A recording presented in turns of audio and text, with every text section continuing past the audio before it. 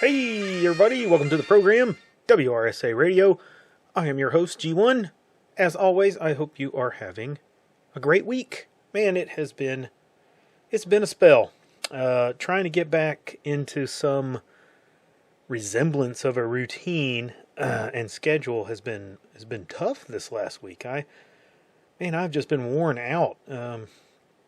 Very, very difficult getting back on task and back into, like I said, just the routine of things that I should have.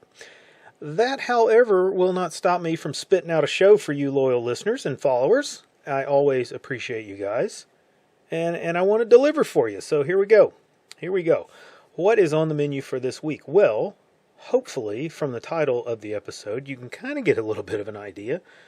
We're talking a little in depth about the big attack conducted by Israel against Hezbollah this week. I am sure that you guys have been following this story, so not going to linger too much on the details, except to present them as I know them with the latest updates, which you may not have caught. The initial story was that people in Lebanon suddenly started popping and catching on fire about mid-morning local time a few days back, kind of the beginning of the week. Their pagers were exploding, catching on fire, so forth, shaking off the initial surprise that anyone outside of a medical field still carried a pager. We learned that this was an attack of some kind orchestrated by Israeli intelligence on suspected Hezbollah operatives. The initial story was that this was a type of cyber attack that caused maybe, there's a lot of speculation. Maybe the batteries heated up and exploded, and that Israel had somehow did this by hacking the pagers of, something like that.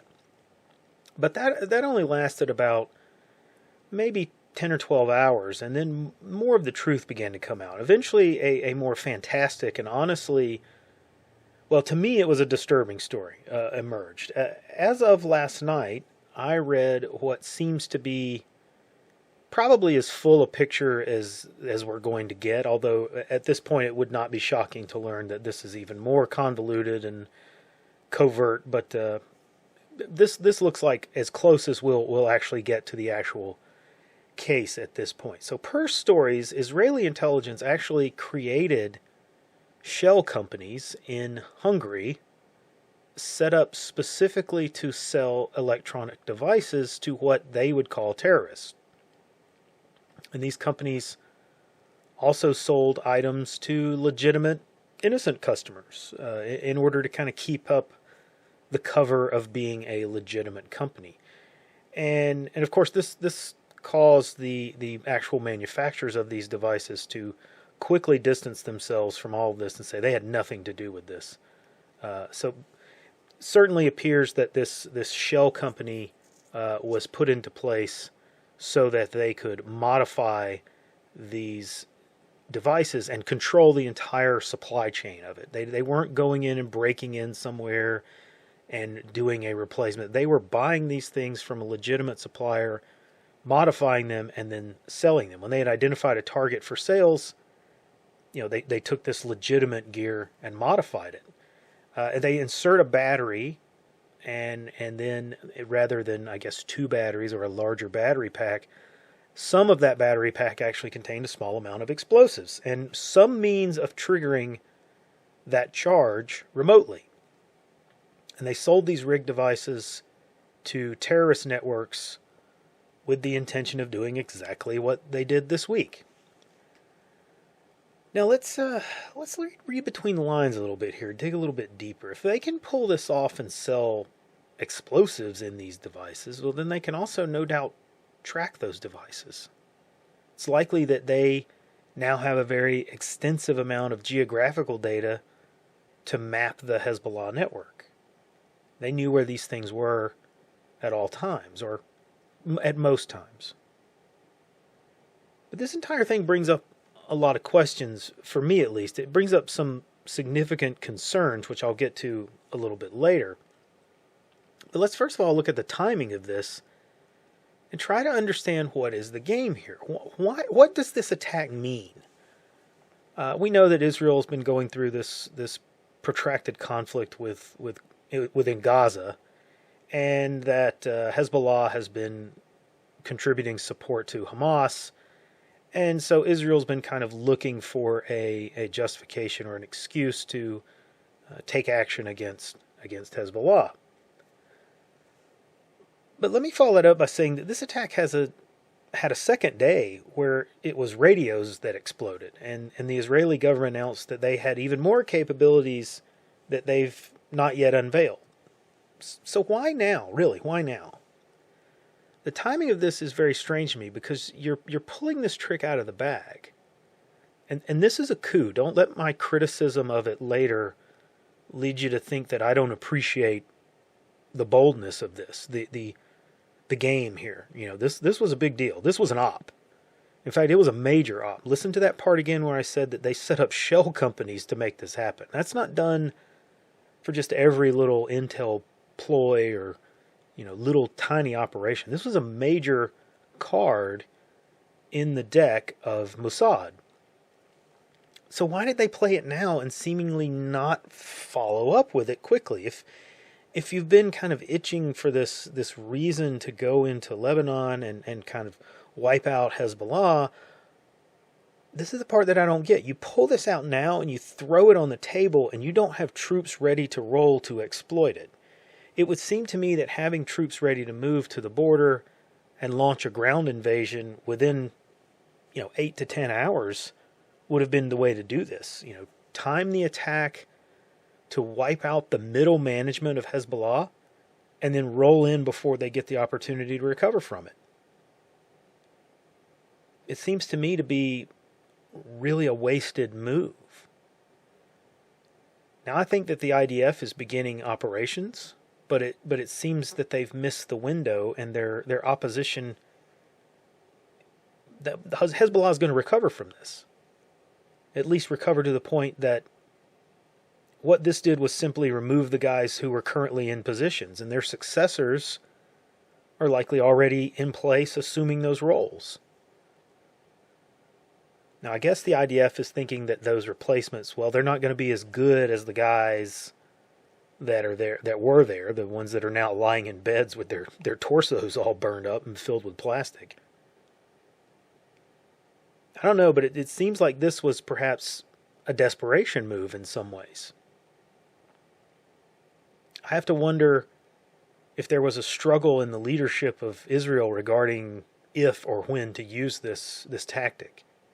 And it'd be kind of interesting to hear those conversations, I'm sure. Now let's look at the more disturbing aspects of this. You may have seen some of the pictures or videos coming out of Lebanon showing the aftermath of these explosions.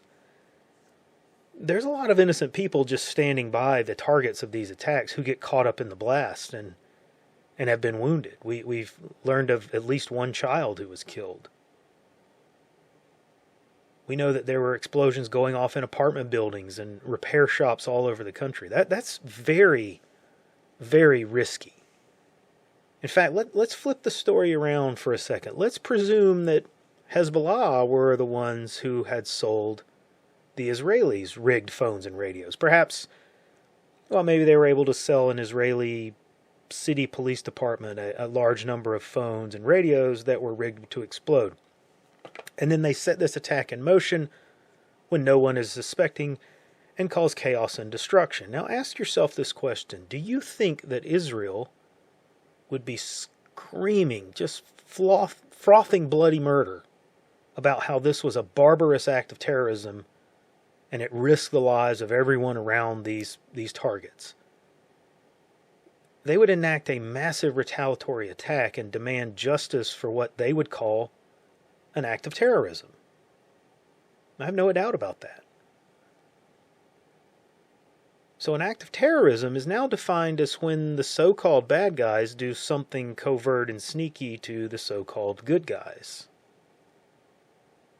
Our definition has shifted so far over the last 20 years that, the act itself is not self-evidently terrorism. It's all about It's all predicated on who committed the act, not what the act was. We see this in the attacks that have happened all over Europe. When the government is concerned with protecting a specific class of people, well, the act is just called a random act of violence. We don't know the motivation of the person who ran the truck into the crowd of people. But when they want to demonize the people who did it, oh, well, it's an act of terrorism. So the who is far more important than the what. I find that very convenient for the powers that be, is it not? Now, make no mistake, this is a movement by our government. It's an intentional shift of the narrative driven by them to seek ever more violent and indiscriminate means to deal with people that they have targeted and provide justification for it by suggesting that the ends justify the means. Those people in the marketplace had it coming. That's what they'll tell us. Those poor bastards repairing the phones should have known it was a terrorist pager and it could blow up at any time. They should have gotten out of the way of it. They shouldn't have done the work for that terrorist. That's what they'll tell us. You shouldn't have allowed that MAGA supporter into your store. You should have known that something might happen to them. All this messaging drives the public acceptance of this kind of indiscriminate action. You're conditioned to believe that this is acceptable because the target is a bad person. The risk is justified because good people don't support bad people. So if a bad person is allowed to just roam around in a town or a city, it must mean that all of the people there are also bad, and therefore they deserve what's coming to them. Well, we all get what we deserve, don't we? It's all fine and dandy while it's being done to the other guy overseas. But at least you forget, what begins overseas as so-called counterterrorism has a tendency to migrate itself back across our wide open border into the methodologies of the police and federal agencies. How long is it going to take before you're standing in a grocery store one day and some shady-looking guy's pocket catches fire and burns a big old chunk of him because he was a suspected drug dealer? Well, I mean, he was a bad guy, right? But I guess it all depends on what you think a bad guy is, doesn't it? Maybe it starts with the drug dealers, but it always ends up with the political opposition. We're just a few years from exploding the phones of our political rivals. Mark my words on that. This will not end well. It's not going to end well unless we put a stop to it. This attack needs to be unequivocally condemned, and there needs to be actions taken to dissuade Israel from taking these kinds of actions going forward. How many times have those pagers flown on commercial airlines? Have we already seen perhaps planes go down because a terrorist was on the plane and had no idea they were carrying an explosive in their phone? How many other electronic devices have Israel planted with explosives that they can remotely detonate? Carried by people that they have put on watch lists and who governments all around the world recognize as being bad actors. Hey, yeah, that dude's a terrorist. But he's carrying a bomb and he doesn't even know it, that can be set off remotely. So things can be made to happen and blame the people that they want to blame, and everyone will accept that. How much of the terror threat is manufactured by the governments of the West in order to justify the escalation of force? We know a lot of it here at home has been. So-called terrorist put in place and perpetuated, supported by the FBI to build up a case to make the FBI look like they're fighting terrorism. This is a Pandora's box of malicious actions being carried out in the name of so-called democracy. I think it's very dangerous where this takes us, and it's going to elicit a response from the very people that they're targeting. You go back and look at the timing that I mentioned. Why have the IDF not followed this up quickly to exploit this chaos in the aftermath of this attack? Well, the answer is that they have no intention of doing that. They didn't do this to open a window of opportunity, well, at least in the same way we would think of it. No, they did this to elicit an escalation of response from Hezbollah, which will politically justify an even larger scale invasion by the IDF. They want to provoke Hezbollah to strike them so that it will give them the international cover to invade Lebanon just like they did Gaza and wipe it off the map, literally. They want to bulldoze their way across the country and drive the people out. Well, where do those people go? It's not going to be into Arab countries. No, it's going to be into Europe and the United States. Open your eyes and see this for what it is. Don't let your dislike for past enemies cloud your vision for what is taking place. Now that is all I have time for this week. Like and subscribe. Come see us over on Gab, Nice Crew, and the Cold Fury blog. And I'll see you on the next episode.